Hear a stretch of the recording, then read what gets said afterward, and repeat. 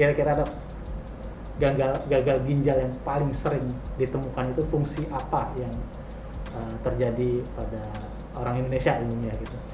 Fungsi yang mana kira-kira? Oke, baik. Jadi sebenarnya kalau kita ditanyakan sebagai penyebab dari gagal ginjal yang paling sering itu sebenarnya di kita itu sebenarnya penyakit autoimun ya. Kalau bahasa kedokterannya glomerulonefritis kronis. Itu penyebabnya penyakit autoimun. Jadi si sel tubuhnya itu sendiri menyerang selnya sendiri. Makanya kita sebut sebagai autoimun. Nah, yang kedua biasanya terkait dengan pola hidup kita, yaitu diabetes.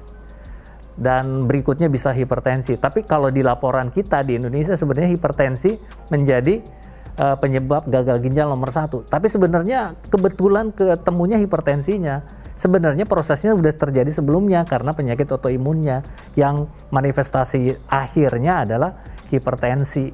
Jadi sebenarnya bukan hipertensi yang menyebabkan gagal ginjal, tapi bisa aja sih.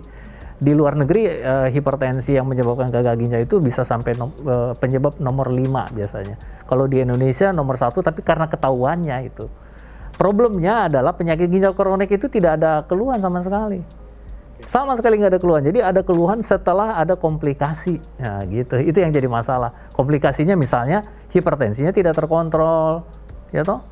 Atau misalnya ada penyakit jantung yang muncul tiba-tiba, atau penyakit stroke muncul tiba-tiba, padahal dasarnya ada penyakit ginjalnya. Itu yang sering terjadi.